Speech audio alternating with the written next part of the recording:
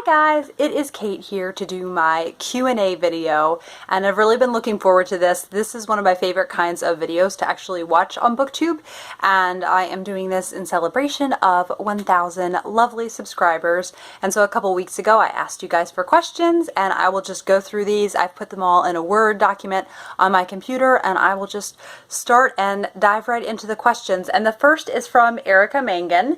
Hi Erica. We just finished a buddy read together, which was really fun. And Erica asks, where is my favorite place to read and what is my idea of a perfect Sunday? So my perfect place to read, I think, would have to be in the Wellington Square Bookshop, where they have a coffee shop and also it's a bookstore, and it's very cozy.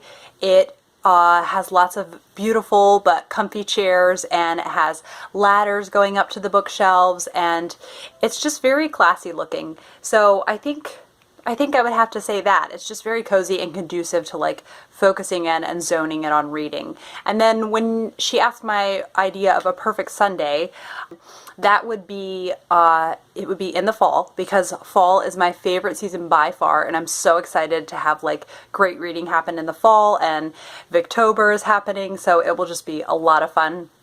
And it would happen in the fall, and maybe in the morning go and have a late breakfast, and then go on a hike somewhere beautiful with lots of like fall foliage, and then come back and do several hours of reading in the afternoon, and then end the day watching a period drama and sipping a hot beverage like coffee or tea. That sounds like the ideal day to me. The next question is from Kat Reads, and it's, where do you like to read? So I already said that. And also I'll add, ideally not in bed, or I fall asleep, unfortunately. I'm not one of those people who can just read for hours in bed, or I have to be like very propped up and like sitting up and not going to sleep.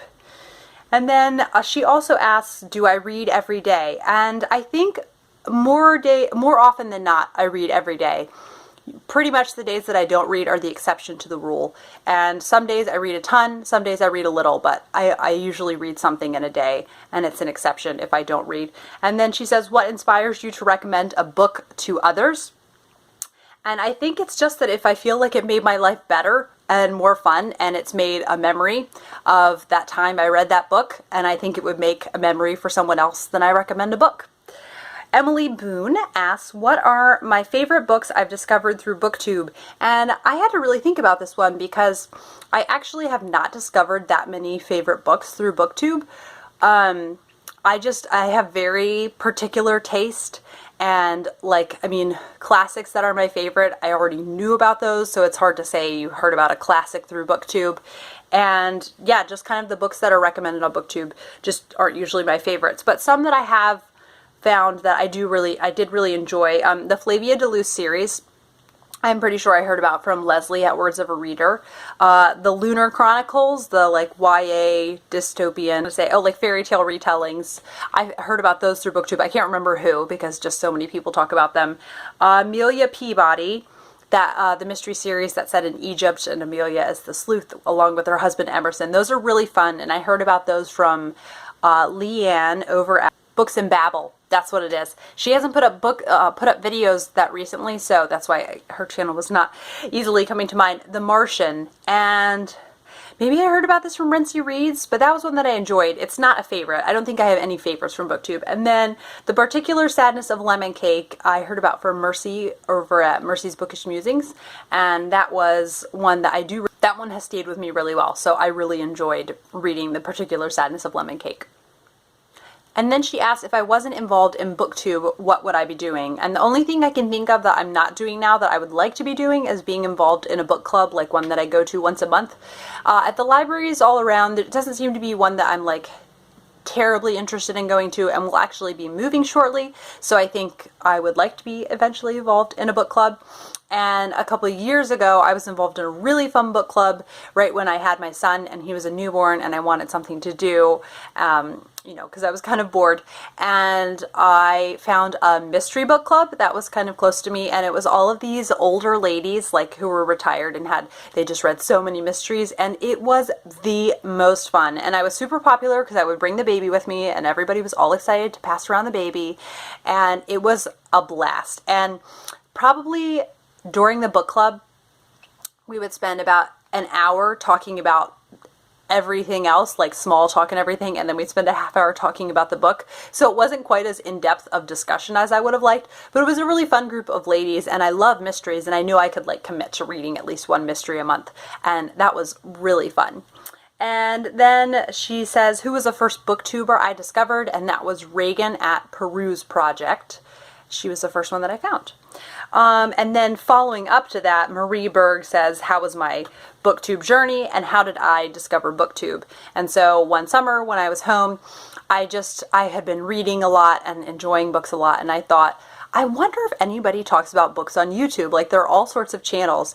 And so then I searched, but I wanted to hear people talk about classics because that, you know, is one of the main types of books that I'm interested in. And I searched like my favorite classics or something like that. And Reagan at Peruse Project, her video showed up. It was a very classic book haul.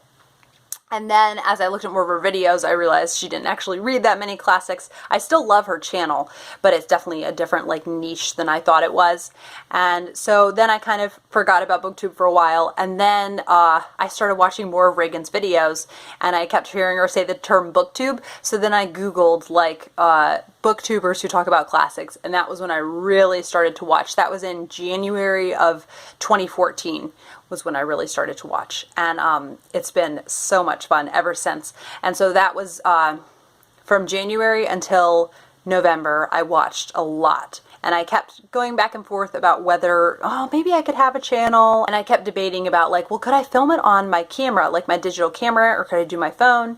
And finally I just took the plunge the end of November of 2015, and the rest is history. Here's my channel. So that is my booktube journey, and it has just been so much fun. So then also Marie says, why did I decide to make my own channel? And I love books so much, and you see how enthusiastic I am when I talk about books, and I just love talking about them. I want any excuse to talk about them as much as I possibly can, and I wanted to talk with other people who were enthusiastic about books, and I'm so glad I did. So that is why I started a booktube. Leanne Rose asks, do I like to read particular books in particular circumstances, i.e. creepy books at Halloween or books set in the place I'm visiting? And the answer is a resounding yes. I have been thinking about my December TBR for probably the last like 4 months. Like December I think is my favorite month to plan the reading. And then in addition to that, I always read mysteries when I'm at the beach. I find it's just the kind of reading that I get through the most. And I'm trying to think of it. Well, I like to definitely read some like more gothic-y, creepy type things in October because of Halloween. And I like really also kind of gothic type reads for January. I've decided. I read Jane Eyre this past January, and that was just perfect for January. So I'm definitely going to do that type of thing again, read that way again. So I really like that. Leonard says, what did I study at college? What is my full-time job? And other hobbies and interests that I have, and what kind of nonfiction do I read? So I went to college for elementary education and special education, and although my full-time job right now is just staying at home with my son, that's what I do for full-time. And other hobbies and interests, I love watching period dramas, and once winter comes back again, I will be doing Period Drama Monday again. In case some of you are new to my channel, I was doing a segment, or every Monday I talk about a period drama or like a costume drama that I really liked, and so that will be coming back in the cooler months. I find that I like to watch them more in the cooler months. And then although I'm not doing any of it now, traveling is one of my hobbies in theory. I did a couple trips to Russia, sort of close to Moscow, a couple years ago, and that was amazing. So those were 2 like 6-week long trips that I did. And also I like to knit, and I like to cross stitch. I like kind of like crafty hobbies. So those are the hobbies that I do. And then what kind of nonfiction do I read? I don't read much nonfiction. I'm just not that motivated to read it. I like it in theory. I like reading it, and I'll listen to podcasts, things like that. But actually taking the time to sit down and read a nonfiction, I don't do that much of. So I do like some biographies, like missionary biographies, or a couple years ago I read an autobiography of Julie Andrews, and I found that really enjoyable because I love Julie Andrews. So if it's an interest I'm really captivated by or drawn to, I'll be motivated to read some nonfiction on it. And one of my favorite books of all time is French Kids Eat Everything. I read some theology here and there, and yeah, so there's just like, I guess biographies mainly are what would interest me if I do nonfiction reading. And then Sarai from Sarai Talks Books asked, what did I study in school? And I just answered that one. And then she also asked, what book have I been meaning to read forever, but I haven't gotten around to? So I had to think about this because there are so many books, but the ones that I have been wanting to read long term, and I think mostly like I'm intimidated by them. And the first is Beowulf. And this is a translation by Seamus Heaney. So this is one that I definitely do want to get to. Yeah, I haven't read it, but I would love to read Beowulf. And then also The Good Earth by Pearl Buck. That was my English teacher in high school, her favorite book of all time. And I think it's about laborers in the fields and kind of like the rough conditions they're under. I think that's what I've gathered about it. So that's another one. Rebecca by Daphne du Maurier, which I will be remedying in October. And then Ivanhoe. It's right there. So I want to get to Ivanhoe next year, and I'm not sure when I'll get to Beowulf, but those are the ones that kind of came to mind. And then she also asked, which I thought was a very sweet question, what are Peter's favorite books? And several people asked this. I can't remember who all asked it, but she was one of them who asked it. And so I'll show you, I think I would say these are like his top three. Five Little Monkeys Jumping on the Bed by Eileen Cristolo. And he got this last year for his birthday, and he just loves it. And he does love to jump on the bed also. So he loves that, and he loves kind of think like the rhythm of the story.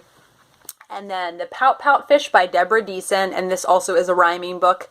And I have fun reading this too. I think it's very cute. And now, because the Pout Pout Fish says blub blub blub, now whenever he sees fish, he says blub blub blub. I think he thinks that's what fish say, which is very, very cute.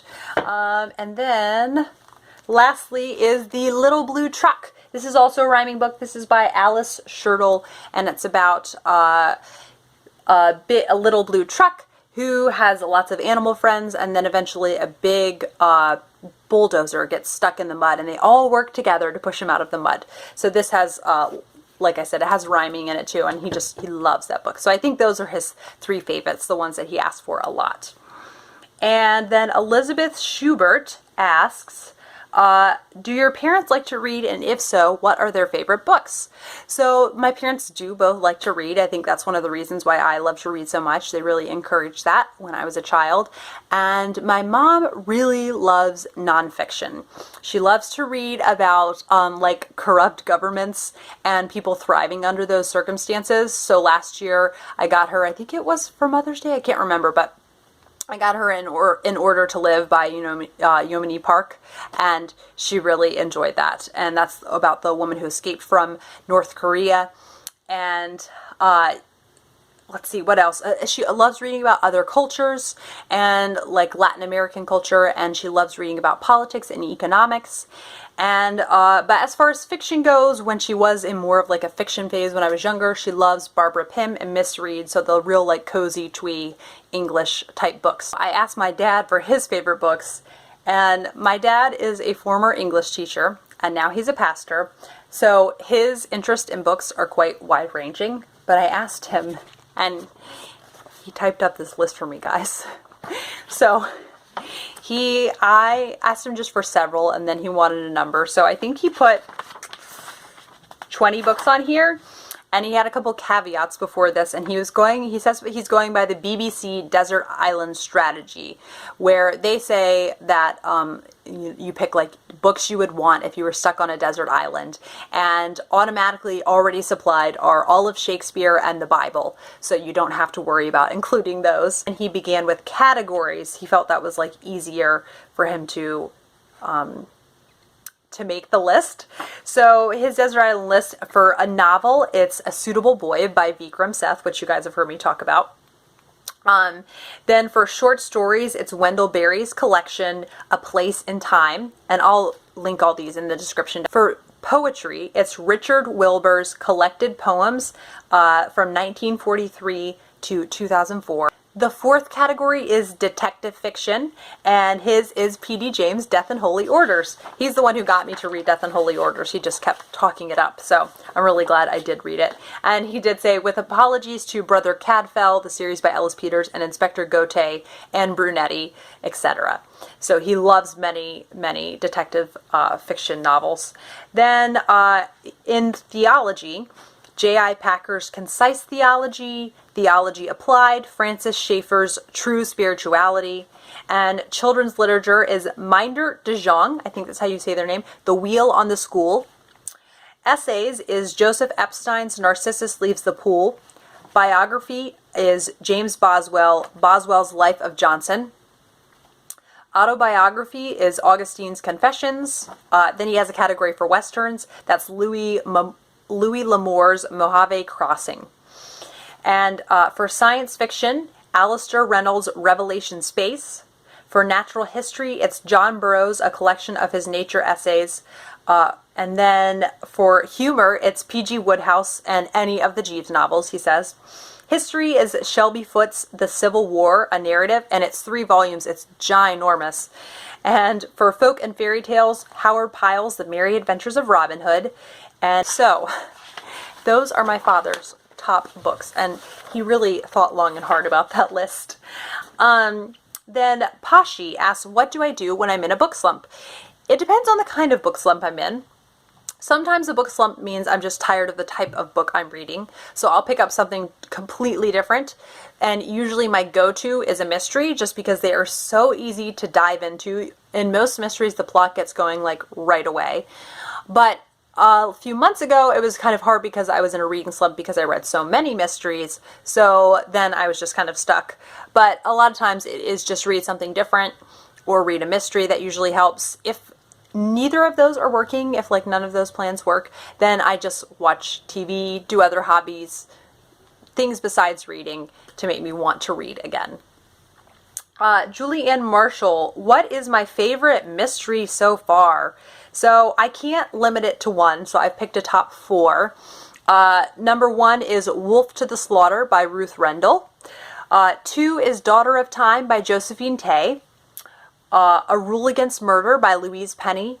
And Payment in Blood by Elizabeth George. So those are 4 series that like I really, really love, and I picked one of the higher ranking ones out of those.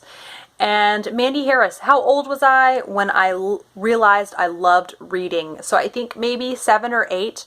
And a quote that my mom loves to tell me is when she was going to start working on reading with me, I was homeschooled when I was younger, said, you know, you're going to learn how to read. And so I said, oh, I want to read. And so then when we were working on it and she was trying to teach me, I would say, oh, I don't want to work on this. And she said, well, you said you wanted to learn how to read. And I said, no, I want to read. I don't want to learn how to read.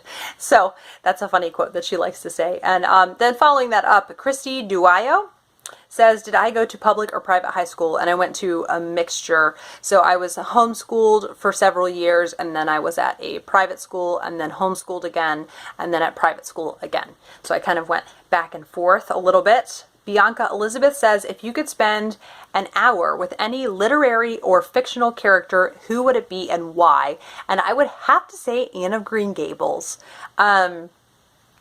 I was thinking about this long and hard, and I think a lot of the adult characters that I love, I would be really intimidated by, or they're super introverted, so they'd be hard to make conversation with.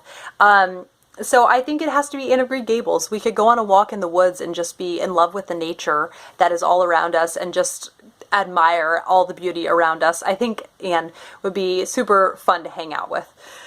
So those are all the questions for this video. I will do a part 2 that will be up shortly, and I hope you guys have enjoyed this, and I will see you for the second video.